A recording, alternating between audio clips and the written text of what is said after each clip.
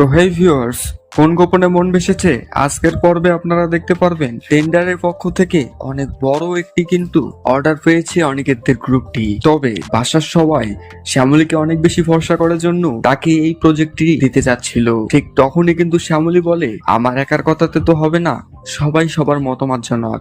এরপরে সবাই কিন্তু সম্মতি জানায়, তবে শুধুমাত্র অনিকেত বাদ দিয়ে। সবাই এটা চিন্তা করতে থাকে যে তাকে কিভাবে রাজি করানো যায়।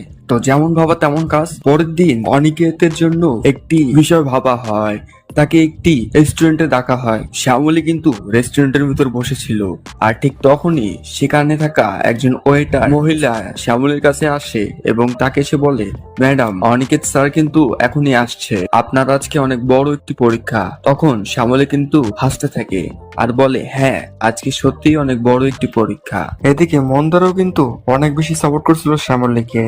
তো এরপরে অনিকেত কিন্তু ভিতরে প্রবেশ করে এবং তাদের দুজনের মধ্যে কিন্তু নানা রকম মতবাদ সৃষ্টি হয়। দুজনেই কিন্তু পরিস্থিতির শিকার হয়ে দুইজনকে অনেক রুডলি অনেক বেশি কথা বলে ফেলে, কিন্তু তারা ভেতর থেকে অনেক বেশি ভেঙে পড়ে। তো বন্ধুরা, কেমন লাগলো আজকের আপডেট? কোন গোপনে মন ভেসেছে দ্বিতীয় অংশ বিস্তারিত সহকারে খুব শীঘ্রই আপলোড হতে চলেছে। তো যারা এখন পর্যন্ত আমাদের চ্যানেলটিকে সাবস্ক্রাইব করেনি তারা দ্রুত চ্যানেলটিকে সাবস্ক্রাইব